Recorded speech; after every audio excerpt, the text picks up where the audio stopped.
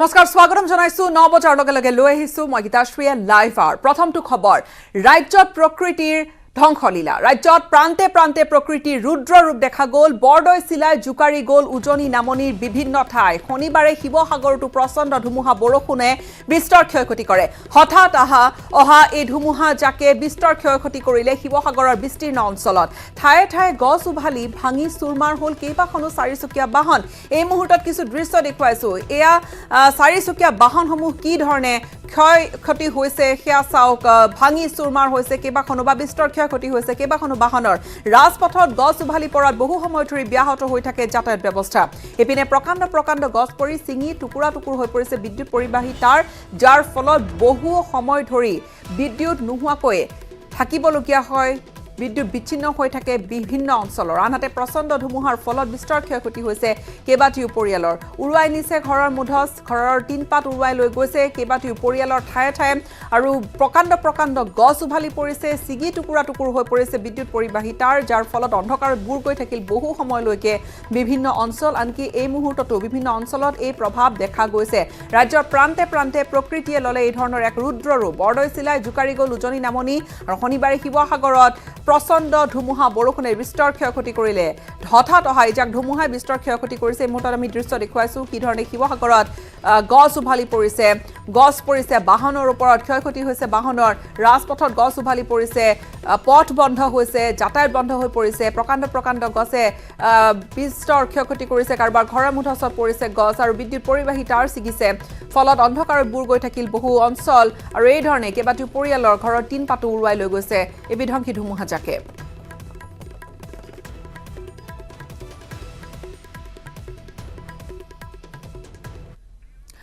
আৰু কেৱল শিৱসাগৰেই নহয় নুমলীগড়তো বিভিন্ন প্ৰান্তত ধুমুহা বৰষুণে তাণ্ডৱ চলালে 3 নম্বৰ পুৰা জংগল দৈগ্ৰুঙৰ নগাকটা মিৰি পথাৰ দৈগ্ৰুঙৰ পংকিয়ল বকিয়াল আদি অঞ্চলসমূহত তাণ্ডৱ চলালে ধুমুহাই বহু পৰিয়ালৰ বাসগৃহ ভাঙি লণ্ডভণ্ড হৈছে ধুমুহাত বিস্তৰ ক্ষয়ক্ষতি হৈছে কাৰোবাৰ যদি ঘৰৰ টিনপাত উৰুৱাই লৈ গৈছে নিশা অহা এজাক বতাহ ধুমুহাৰ ফলত কৰবাত গছ উভালি পৰিছে মুঠৰ ওপৰত উজনি নামনিৰ বিভিন্ন অঞ্চল বৰদৈ চিলাই কোবাই গৈছে আৰু বৰদৈ চিলাৰ এই ধৰণৰ তাণ্ডৱত দেখা গৈছে বিস্তৰ ক্ষয়ক্ষতি ঠায়ে ঠায়ে এই মুহূৰ্তত আমি এয়া নুমলীগড়ৰ দৃশ্য দেখুৱাইছো প্ৰচণ্ড ধুমুহা বৰষুণৰ তাণ্ডৱ 3 নম্বৰ পুৰা জংঘল ইফালে দৈগ্ৰুঙৰ নগাকটা মিৰি পথাৰ দৈগ্ৰুঙৰ পংকিয়াল বকিয়াল ঠাইসমূহত বিস্তৰ ক্ষয়ক্ষতি হ'ল ধুমুহা জাকৰ ফলত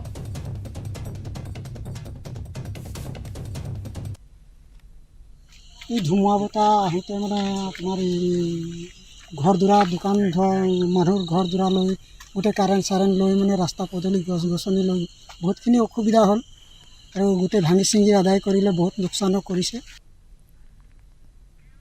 ভাঙি চিঙি চুৰমাৰ ইফালে ধুমুহাত ক্ষতিগ্ৰস্ত হৈছে একেধৰণে জুৰিয়া আৰক্ষী থানাখন জুৰিয়াৰ ভিন্ন অঞ্চলতো বিস্তৰ ক্ষয়ক্ষতি হৈছে এই মুহূৰ্তত আমি জুৰিয়াৰ দৃশ্য দেখুৱাবলৈ বিচাৰিম নগাঁৱৰ জুৰিয়া অঞ্চল জুৰিয়াৰ থিয়টাঙনি তেলিয়া বেবেজিয়া আধাখুন্দা কলনী জলাহাকে ধৰি এনে বিভিন্ন ঠাই প্ৰায় 20খন গাঁও ধুমুহাৰ এই ধৰণৰ এক তাণ্ডৱ চলিল পৰিয়ালৰ ঘৰৰ চাদৰ ঘৰৰ মুধচ উৰুৱাই লৈ গ'ল লগতে ভাঙি পৰিছে গছসমূহ চূৰ্ণ বিচূৰ্ণ হৈছে বিভিন্ন আচবাব ঘৰৰ ওপৰতে গছ ভাঙি পৰাত আধাখুন্দা আৰু গদাইমাৰি কেইবাটিও পৰিয়ালৰ কথমপিহে তেওঁলোকৰ প্ৰাণ ৰক্ষা পৰে কাল ধুমুহাই কৃষকৰ শাক পাচলি খেতিৰো যথেষ্ট ক্ষয়ক্ষতি কৰিছে ধুমুহাই বিদ্যুৎ পৰিবাহী তাঁৰ ছিগি পেলোৱা বিদ্যুৎ সেৱা সম্পূৰ্ণৰূপে ব্যাহত হৈ পৰে অন্ধকাৰত বুৰ যায় অঞ্চলটো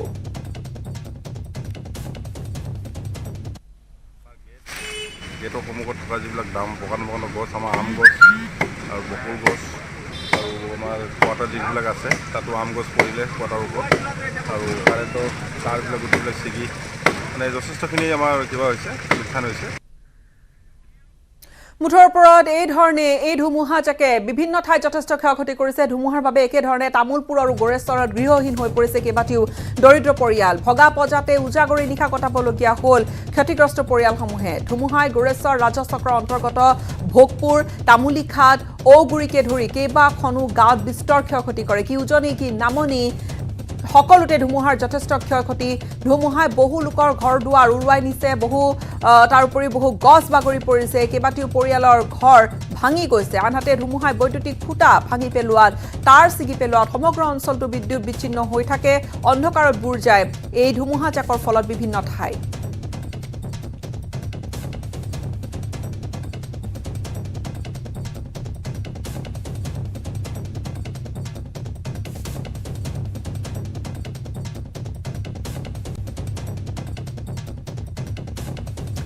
ধুমুহাই গৃহহাৰা কৰিছে কেইবাটিও পৰিয়ালক এয়া তামোলপুৰৰ দৃশ্য দেখুৱাইছো ধুমুহাই গৃহহাৰা কৰিছে কেইবাটিও দৰিদ্ৰ পৰিয়ালক তেওঁলোকে উজাগৰি নিশা কটাবলগীয়া হয় কালি যিজাক ধুমুহা আহিছিল সন্ধিয়াৰ ভাগত সেই ধুমুহা যাকে এই ধৰণে বিস্তৰ ক্ষয়ক্ষতি কৰে ঠায়ে ঠায়ে যথেষ্ট ক্ষয়ক্ষতি হৈছে কি উজনি অসমৰ আমি শিৱসাগৰৰ দৃশ্য আপোনালোকক দেখুৱাইছিলো ৰাজপথত প্ৰকাণ্ড গছ বাগৰি পৰিছিল গছ বাগৰি পৰাৰ ফলত বাহনৰ ওপৰত বাগৰি পৰাৰ ফলত বাহনৰ ক্ষতিগ্ৰস্ত হৈছে যাতায়াত বন্ধ হৈ থাকে বিদ্যুৎ সেৱা এই মুহূৰ্তলৈকে বিভিন্ন ঠাইত বিদ্যুৎ সেৱা ব্যাহত হৈ আছে বিদ্যুৎ সেৱা বন্ধ হৈ আছে আৰু এই ধৰণে এই যাক বৰদৈ চিলাই তাণ্ডৱ চলালে ৰাজ্যৰ ইমূৰৰ পৰা সিমূৰলৈ এই মুহূৰ্তত আমি শিৱসাগৰৰ আমাৰ সাংবাদিক প্ৰদীপ গগৈৰ সৈতে সংযুক্ত হৈছোঁ প্ৰদীপ শিৱসাগৰতো ব্যাপক ক্ষয়ক্ষতি হৈছে কিবা অনুমান লগাব পৰা গৈছে যে ক'ত কেনেকুৱা ধৰণৰ ক্ষয়ক্ষতিবোৰ হৈছে আমি দেখিছিলোঁ গাড়ীৰ ওপৰত গছ বাগৰি পৰিছিল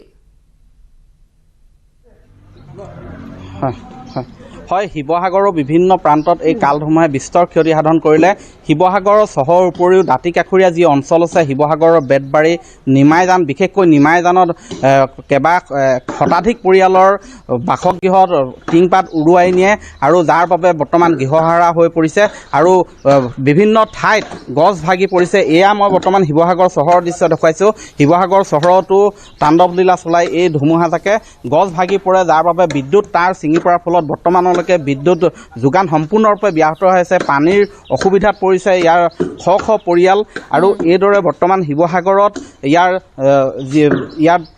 দুৰ্যোগ প্ৰশমন বিভাগৰ বিষয়ববীয়াসকলেও তেওঁলোকে নিশাৰে পৰা আচলতে লাগি আছে আৰু ইয়াত গছ গছনি যিবিলাক পৰি আছে সেইবিলাক আঁতৰাবলৈ চেষ্টা কৰিছে তেওঁলোকে আঁতৰাই আছে যাতে সোনকালে পথ যাতায়াত ব্যৱস্থা মুকলি হয় বিদ্যুৎ যোগান যাতে দিব পাৰে আৰু বিশেষকৈ গাঁও অঞ্চলত অধিক ক্ষতি হৈছে গাঁও অঞ্চলৰ বহু খেতিয়কৰ পাচলিকে আদি কৰি কলগছ আদি কলবাৰী এইবিলাক সকলো এক প্ৰকাৰ মুখিমূৰ কৰি নিছে আৰু মই বৰ্তমান বিশেষকৈ এই সময়ছোৱাত দুৰ্যোগ প্ৰশমন বিভাগে কেনেকুৱা ধৰণৰ ডিজাষ্টাৰ মেনেজমেণ্ট বিভাগে কেনেকুৱা ধৰণৰ পদক্ষেপ লৈছে আৰু কি ধৰণে সহায় কৰিব পাৰিব তেওঁলোকে ইয়াৰ পৰৱৰ্তী সময়ত সেই বিষয়ে আমি জনাব ইয়াৰ শিৱসাগৰৰ ডিজাষ্টাৰ মেনেজমেণ্ট বিভাগৰ প্ৰজেক্ট অফিচাৰ আছে ৰূপম কি ক'ব এই মুহূৰ্তত হয় যোৱাকালি আমাৰ হৈ যোৱা ধুমুহাতে বিস্তৰ ক্ষতি সাধন কৰি থৈ গৈছে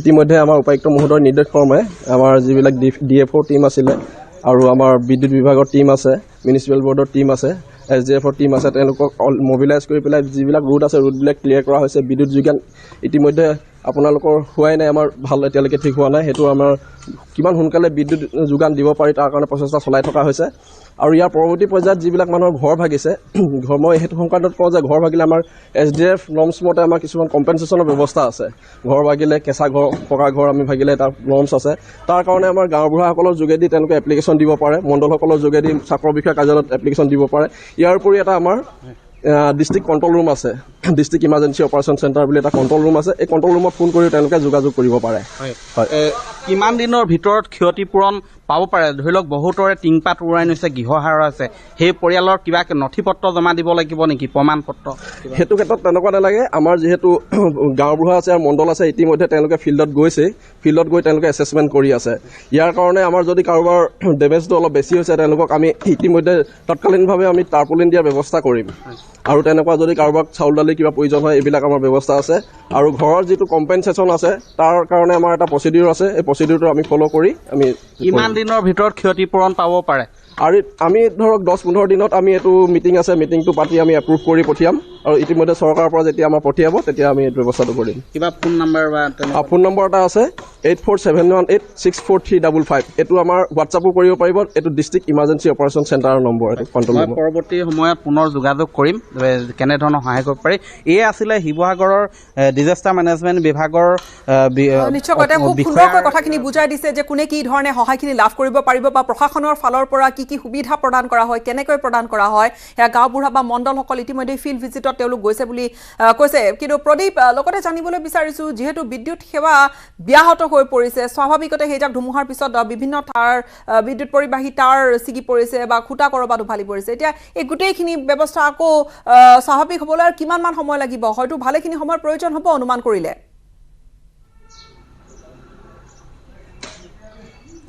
হয়, ইতিমধ্যে বিভিন্ন স্থানত তেওঁলোকে লাগি আছে। মই পুনৰ এটা দৃশ্য দেখুৱাইছোঁ। এইডাল হৈছে বিদ্যুৎ তাঁৰ সম্পূৰ্ণ ছিগি আছে শিৱসাগৰ চহৰৰ মাজমজিয়াতে।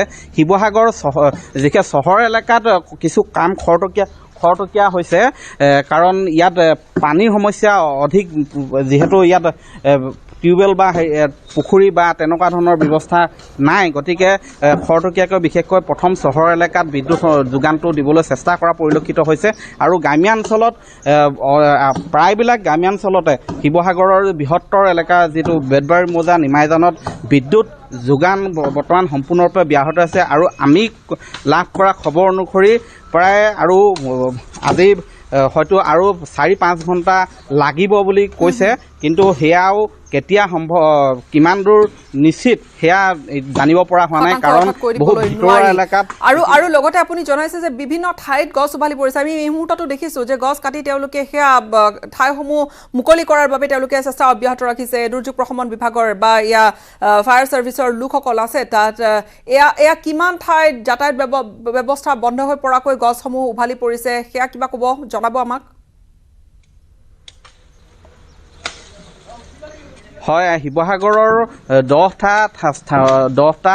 10টাৰো অধিক পথত এনেদৰে গছ উভালি পৰিছিল। আৰু বৰ্তমান শিৱসাগৰৰ দলুমুখ চাৰিআলি, শিৱসাগৰৰ ইয়াত যিটো ফায়াৰ ব্ৰিগেডৰ অফিচৰ সন্মুখৰ পথ, সেইটো পথত, আৰু শিৱসাগৰৰ যিটো লক্ষ্মীনগৰৰ পৰা যিটো নিমাইজানলৈ যিটো পথ আছে, সেইটো গেল ৰোডৰ সেইটো পথ আছে।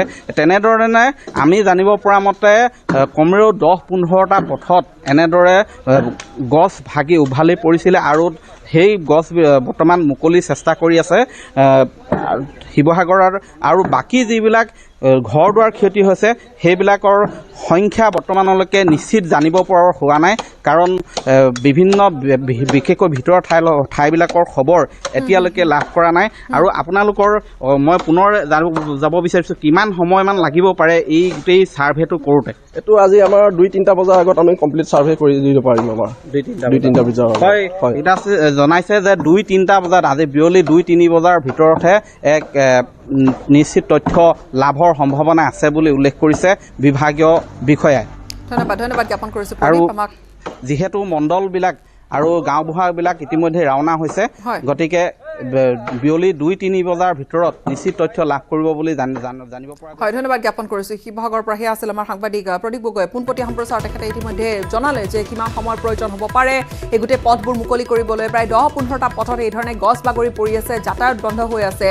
সেয়া শিৱসাগৰৰ বিভিন্ন চহৰৰে বিভিন্ন ঠাইত এই ধৰণে গছ বাগৰি পৰাৰ ফলত যাতায়াত ব্যৱস্থা বন্ধ হৈছে। আনহাতে বিদ্যুৎ সেৱা হয়তো পুনৰবাৰ স্বাভাৱিক হ'বলৈ হয়তো আৰু কিছু ঘণ্টাৰ প্ৰয়োজন হ'ব।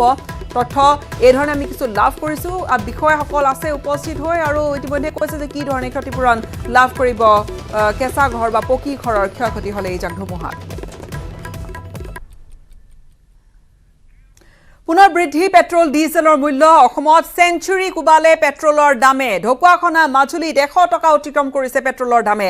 শিৱসাগৰতো শতকৰ ঘৰ অতিক্ৰম কৰিছে পেট্ৰলে। দেওবাৰে গুৱাহাটীত পেট্ৰলৰ মূল্য 98 টকা 67 পইচা। ইফালে প্ৰতি লিটাৰ ডিজেলৰ মূল্য 84 টকা 79 পইচা। আৰু শনিবাৰে গুৱাহাটীত প্ৰতি লিটাৰ পেট্ৰলত আছিল 98 টকা 10 পইচা। আজিৰ দিনটোত মুম্বাইত আনহাতে পেট্ৰলৰ মূল্য 113 টকা 88 পইচা। মুম্বাইত প্ৰতি লিটাৰ ডিজেলৰ মূল্য 98 টকা 13 পইচা। চেন্নাইত প্ৰতি লিটাৰ পেট্ৰলৰ মূল্য 104 টকা 90 পইচা। চেন্নাইত প্ৰতি লিটাৰ ডিজেল বিক্ৰী কৰা হৈছে 95 টকালৈ বৃদ্ধি হৈছে দাম। কলকাতাত আনহাতে প্ৰতি লিটাৰ পেট্ৰলৰ দাম বাঢ়িল 108 টকা 53 পইচালৈ। কলকাতাত প্ৰতি লিটাৰ ডিজেলৰ মূল্য 93 টকা 57 পইচালৈ বৃদ্ধি কৰা হৈছে। ইফালে দিল্লীত পেট্ৰলৰ মূল্য 99 টকা 11 পইচা হৈছেগৈ। দিল্লীত প্ৰতি লিটাৰ ডিজেলৰ দাম হৈছেগৈ 90 টকা 42 পইচা।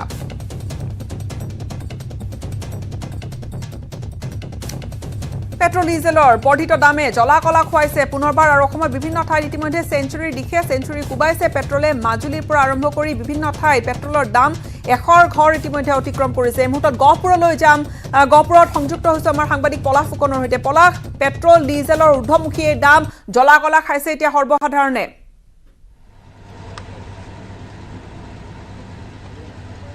হয় গীতাশ্ৰী, গহপুৰতো ইতিমধ্যে চেঞ্চুৰী ঘৰ অতিক্ৰম কৰিছে পেট্ৰলে। 100 টকা 6 পইচা পেট্ৰলৰ মূল্য আৰু ডিজেলৰ বৰ্তমান মূল্য 86 টকা 1 পইচা, অৰ্থাৎ পেট্ৰলত 55 পইচা বাঢ়িছে আৰু ডিজেলত 50 পইচা বাঢ়িছে। ইতিমধ্যে 100 ঘৰ অতিক্ৰম কৰিছে পেট্ৰলে। আৰু এইখিনিতে উল্লেখ কৰিব লাগিব, পেট্ৰলৰ মূল্যৰ বৃদ্ধিৰ লগে লগে কিন্তু ৰাইজৰ মাজত হাহাকাৰ সৃষ্টি হয়, কাৰণ অত্যাৱশ্যকীয় সামগ্ৰীসমূহৰ দাম আপোনা আপুনি বৃদ্ধি পায়। ৰাইজে কোনফালে আচলতে চিন্তা কৰিব, এসাঁজ অন্ন যোগাৰ কৰিবৰ বাবে চিন্তা কৰিব নে পেট্ৰল ডিজেল ভৰাবলৈ চিন্তা কৰিব?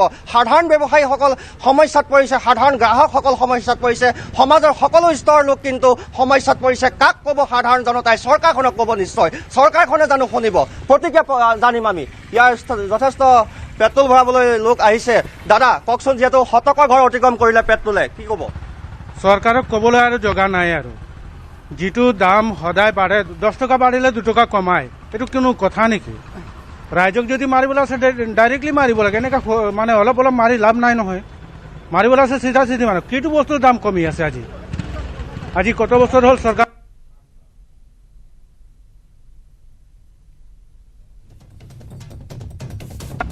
আজিলৈকে কোনটো শুনিছে? আজিলৈকে আপোনালোকে কিমান প্ৰচাৰ কৰিছে, হয় নহয়?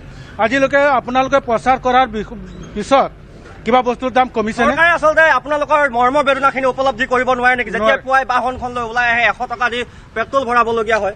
আপুনি নিজে চিন্তা কৰক, এখন সৰু মানুহ, সৰু ব্যৱসায় কৰি চলি থকা মানুহে যদি 100 টকাত যদি পেট্ৰলে ভৰায়, তেতিয়াহ'লে সি চলিব কেনেকা? তাৰ ব্যৱসায় চলিব কেনেকা? কেইটকা লাভ হয়নো? আজিকালি যিকোনো বস্তুত আপোনালোকে লাভালাভ চাওকচোন কিমান হৈ আছে। তাতো ভৰাব লাগে 106 পইচা কৰি পেট্ৰল। আৰু গেছৰ দাম বাঢ়িছে, তাৰ সমান্তৰাল সেইবিলাক বাদেই দিয়ক। এই মুঠতে পেট্ৰলৰ দাম ধৰকচোন বাৰু, ডিজেলৰে দাম ধৰকচোন বাৰু। এতিয়া যান বাহন চলালে এই কিবাবিলাকে গালি খায়, ড্ৰাইভাৰ চেকাৰবিলাকে গালি খায়, ইমান দাম কিয় বাঢ়িছে? আৰু চৰকাৰে কৈ ৰাইজে হাইৰাণ হৈ গৈছে, কিন্তু চৰকাৰে বঢ়াইহে আছে, কমোৱাত নাই। 10 টকা বঢ়ালে 2 টকা কমাব, সেইটো যুক্তি নহয়। কিন্তু সকলো সমাজৰ সকলো স্তৰৰ লোকৰ কিন্তু প্ৰভাৱ পৰে মূল্য বৃদ্ধি। দাদা কেনেকুৱা যেতিয়া দাম বৃদ্ধি দেখে? এতিয়া চাওক, আমি মিস্ত্ৰী কাম কৰি আছো। মিস্ত্ৰী কাম কৰা অৱস্থাত যদি আমি দাম কওঁ যে 600 টকা পাল্লাত দিব লাগিব, তেতিয়া আমাক নিদিয়ে মানে কেতিয়া চাওক, আমি 300 টকাত পেট্ৰল ভৰাবলগীয়া, কি 100 টকা পাৰ হৈ গৈছে, পেট্ৰল ভৰাবলগীয়া হৈ গৈছে আমাৰ। আমি কেনেকৈ চলিম? আমি দুখীয়া মানুহ, দিন হাজিৰা কৰি চলে, দিন হাজিৰা কৰি আমি কামলৈ যায়, পুৱাই বাইকখন লৈ আহে। আমাক মিস্ত্ৰী হাজিৰা এতিয়া 500 টকা বিচাৰিলে নিদিয়েই আমাক। এতিয়া ধৰক 100 টকাৰ ওপৰত আমি পেট্ৰল ভৰাবলগীয়া হৈ গৈছে। তেতিয়া চৰকাৰে অলপ বুজিব লাগে, দুখীয়া মানুহক এনেকৈ চেফি মাৰিব নালাগে নহয়। চৰকাৰক বাৰ বাৰ কোৱাই হৈছে যে পেট্ৰল এইবিলাক সামগ্ৰী বস্তুবিলাক দামবিলাক অলপ কমাব লাগে আপোনালোকে। হয় নিশ্চয়, এনেদৰে সকলোৱে প্ৰতিক্ৰিয়া প্ৰকাশ কৰিছে। এগৰাকী যুৱক পাইছো। ভাইটি কি কৰা? আৰু তোমালোকে সদায় এনেদৰে পেট্ৰল ভৰোৱা, কিন্তু শতকৰ ঘৰ অতিক্ৰম কৰিলে পেট্ৰলে আজি। হয়, বহুত সমস্যাৰ সন্মুখীন হ'ব লগা হৈছে। এতিয়াতো চলাবলৈ অসুবিধা হৈ পৰিছে, ভয় লাগিছে। আৰু যিহে প্ৰতিবিধ বস্তুৱে কিন্তু দাম বাঢ়ি যায়, পেট্ৰলৰ দাম বৃদ্ধিৰ লগে লগে যিহে দাম বৃদ্ধি হৈছে নহয়, এতিয়াতো ঘৰতে থৈ দিব লাগিব আৰু বহুত সমস্যাৰ সন্মুখীন হৈছে। হয় নিশ্চয়, এনেদৰে আচলতে সকলো লোকে প্ৰতিক্ৰিয়া প্ৰকাশ কৰিছে যেন তেওঁলোকৰ সমস্যা হৈছে, আৰু সমস্যা প্ৰত্যেকৰে হয় পেট্ৰলৰ মূল্য বৃদ্ধি হোৱাৰ লগে লগে। আন সামগ্ৰীৰ দাম বাঢ়ি যায়, অৰ্থাৎ ঘৰ চলাবলৈ যিকেইটা টকা পূৰ্বতে লাগিছিল তাতকৈ অধিক টকা লগা হয়। পাকঘৰ চলাবলৈ প্ৰতিবিধ সামগ্ৰীৰে বজাৰত জুই চাই দাম, পেট্ৰলৰ দাম বাঢ়িছে। কি ধৰণে চলিব? এতিয়া এজনে কৈছে যে ঘৰতে থৈ আহিম নেকি, সম্ভৱতঃ তেওঁ বাইকখন বা বাহনখনৰ কথাকে কৈছে। পলাশ, প্ৰত্যেকবিধ সামগ্ৰীৰে দাম বাঢ়িছে, পেট্ৰল ইন্ধনৰ দাম বঢ়াৰ লগে লগে।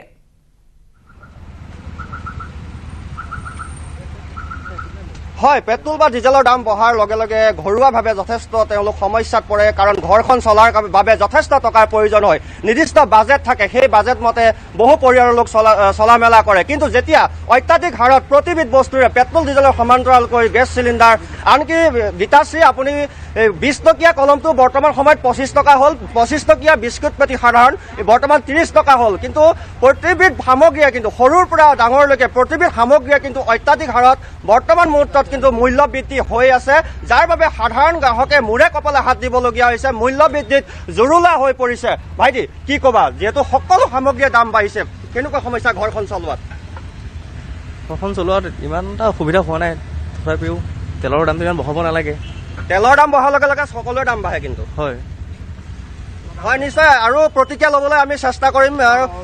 এগৰাকী গাড়ী চালক পাইছো, তেওঁলোকে গাড়ীখন লৈ পুৱাই ওলাই আহে। দাদা আপোনালোকে গাড়ীখন লৈ পুৱাই ওলাই আহে ভাড়া মাৰিম বুলি, যেতিয়া 100 টকা 85 বা 89 পিছত আপোনালোকে ডিজেল ভৰাবলগীয়া হয়, কেনেকুৱা সমস্যা হয় আপোনালোকৰ? আমাৰ মানে কি বুলি ক'ম আৰু তেলটো যিমান বাঢ়িব আমাৰ ভাড়াটো সিমান বাঢ়ি যাব, কিন্তু ভাড়াটো সিমান দিব নিবিচাৰে ন, চবেই কমতে চলিব বিচাৰে। গ্ৰাহকৰ লগত কি মতানৈক্য হয়? নিশ্চয় হয়, বহুত হয়, তেনেকুৱা বহুত হয়। আপোনাৰ ডিপুটো হয় তেনেকা। আমি ইয়াত ধৰক কিমাননো পাওঁ, আমি বেছিতো ইনকাম নহয় ন পাৰ ডে, কিন্তু আমাৰ বেছিকে মানে কি কাষ্টমাৰ লগত আমাৰ যিমানখিনি মতানৈক্য কৰিব লাগে ন, সেইখিনি বহুত আৰু কি বুলি ক'ম। ঘৰখন যিহেতু আপোনালোকে চলাবলগীয়া হয়, ঘৰখনৰ এটা নিৰ্দিষ্ট বাজেট থাকে, যেতিয়া সকলো বস্তুৰে দাম বাঢ়ি যায় তেতিয়া সমস্যা কেনেকুৱা হয়? সমস্যা বহুত হৈ যায়। সমস্যা মানে সমাধান কৰিব নোৱাৰা নিচিনা হৈ গৈ আছে। আৰু কি শাক চব্জি পৰা ধৰি পেলাই তেললৈকে যিমানখিনি দাম বঢ়াইছে, মানে কি বুলি ক'ম, ক'বলৈ কোনো ভাষাই। ঘৰত গৃহিণীগৰাকীয়ে যেতিয়া আপোনাক ফোন কৰি কয় বজাৰৰ পৰা আমুক আনিব তামুক আনিব, তেতিয়া আপোনাৰ সমস্যাখিনি কেনেকুৱা হয়? সমস্যাখিনি মানে মিলাব নোৱাৰা হয় ন, আপোনাৰ ইফালে মিলালে সিফালে নহয়, আৰু আপোনাৰ পাৰ মান্থ আপোনাৰ ইনষ্টলমেণ্টটো আছেই, গাড়ীৰ ইনষ্টলমেণ্টো মাৰিবলগীয়া হয়। কি কৰিব, উপায়তো নাই, কৰিবতো লাগিবই। চৰকাৰে যি নিৰ্দেশ দিয়ে সেই নিৰ্দেশৰ মতে চলিব লাগিব। তথাপিতো কি মানে কি চৰকাৰকতো আহ্বান জনাইছো, আহ্বান এটাই জনাব বিচাৰো যে যিখিনি কৰিব বিচাৰিছে শিক্ষিত নিবনুৱাবিলাকৰ কাৰণে কিবা এটা কৰক, ভাল কৰক। আৰু এইবিলাক যিটো তেলৰ ডিজেল পেট্ৰলৰ যিটো দাম সেইটো কমাওক, আৰু শাক পাচলিৰ যিটো মানে মাৰ্কেটিং লাইনৰ দামটো কমাওক, সেইটোতে ক'ব বিচাৰো। আৰু কি বুলি ক'ম, কৈতো লাভেই নাই। চৰকাৰলৈ কৈছে যে ইফালে যোৰাটাপলি মিলালে সিফালে নিমিলা হয়, ইফালে মিলাবলৈ গ'লে আন এটা ক'ৰবাত তেওঁলোকে কম্প্ৰমাইজ হয়তো কৰিবলগীয়া হয়। অৰ্থাৎ এই ধৰণে সৰ্বসাধাৰণ চলিবলগীয়া হৈছে। বিভিন্নজনৰ সৈতে কথা পাতিলে আমাৰ সাংবাদিকে, সেয়া এগৰাকী গাড়ী চালক হওঁতে কৈছে যে EMI দিবলগীয়া থাকে, গাড়ীৰ ভাড়া তেওঁলোকে EMI দিবলগীয়া থাকে, উপৰি তাৰ ডিজেলৰ দাম বৃদ্ধিৰ লগে লগে গ্ৰাহকৰ সৈতেও এই ধৰণে মতানৈক্য হয়। মুঠৰ ওপৰত প্ৰভাৱ সকলোৰে ওপৰত পৰিছে বৰ্ধিত ইন্ধনৰ মূল্য বৃদ্ধিৰ পৰিপ্ৰেক্ষিতত। পলাশ, ধন্যবাদ জ্ঞাপন কৰিছো। বিদায় লম এই মুহূৰ্তত আপোনাৰ পৰা। সেয়া গহপুৰবাসীৰ প্ৰতিক্ৰিয়া ইন্ধনৰ মূল্য বৃদ্ধি সম্পৰ্কে।